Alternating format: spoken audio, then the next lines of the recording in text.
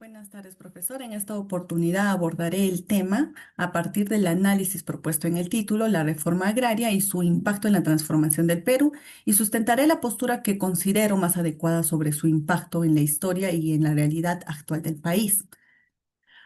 Pocas reformas han generado tanto debate en la historia del Perú como la reforma agraria, impulsada por el gobierno de Juan Velasco Alvarado en 1969. Para algunos representó una medida necesaria para terminar con las desigualdades que existían en el campo peruano. Para otros fue una política que provocó problemas económicos cuyos efectos aún son discutidos.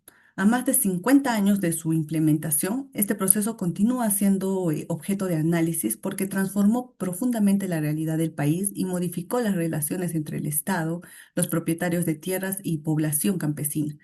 Como explican los historiadores Carlos Contreras y Marcos Zuluaga, las reformas impulsadas durante el gobierno militar generaron cambios profundos en la organización económica y social del país. Ahora, comprender sus efectos resulta fundamental para explicar los cambios políticos, económicos y sociales que contribuyeron a la conformación del Perú actual. Considero que la reforma agraria sí fue beneficiosa para el país, principalmente por sus aportes en el ámbito político y social, aunque los resultados económicos no alcanzaron las perspectivas planteadas inicialmente.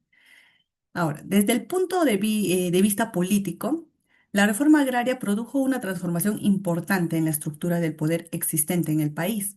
La expropiación de las grandes haciendas redujo la influencia de los terratenientes, quienes durante décadas habían concentrado gran parte del poder económico y político en zonas rurales.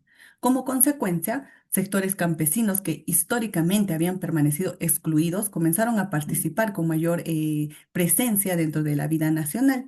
Este proceso permitió ampliar la ciudadanía y favoreció una integración más profunda de la población rural al Estado peruano. En este sentido, Antonio Zapata sostiene que uno de los principales logros de la reforma fue incorporar políticamente a sectores campesinos que antes tenían una participación muy limitada dentro de la sociedad peruana. De esta manera, la reforma contribuyó a modificar relaciones de poder que habían permanecido prácticamente inalterables durante muchos años. En el aspecto económico, los resultados fueron más limitados. El gobierno intentó mantener grandes unidades productivas mediante cooperativas y sociedades agrícolas, buscando evitar la fragmentación de tierras y promover una producción eficiente. Sin embargo, muchas de estas organizaciones enfrentaron problemas administrativos, dificultades de gestión y bajos niveles de productividad. Además, las políticas de control de precios también perjudicaron la rentabilidad de la actividad agraria. Antonio Zapata explica que estas condiciones impidieron que la reforma alcanzara los resultados económicos esperados y provocaron el rechazo de muchos campesinos al modelo asociativo implementado por el Estado. Asimismo, Contreras y Zuolaga señalan que varias empresas administradas por el Estado enfrentaron dificultades técnicas y económicas que afectaron su desempeño. Por ello, aunque la intención era modernizar el campo, los beneficios económicos fueron menores de lo previsto. Desde la perspectiva social, la reforma agraria generó cambios profundos que marcaron la historia del país. La desaparición de las relaciones de servidumbre y dependencia permitió mejorar la situación de miles de familias campesinas. Asimismo, favoreció el reconocimiento de derechos y fortaleció el sentido de pertenencia de sectores rurales que durante mucho tiempo habían permanecido marginados. Según Zapata, uno de los mayores aportes de la reforma fue ampliar la ciudadanía campesina e integrar a las poblaciones históricamente excluidas. Gracias a ello, muchos peruanos comenzaron a sentirse parte activa de la nación, fortaleciendo los vínculos entre el Estado y la sociedad rural. En conclusión, la reforma agraria produjo efectos distintos según el ámbito desde el cual se analice. En el aspecto político, permitió reducir el poder de las grandes hacendados y ampliar la participación de sectores tradicionalmente excluidos.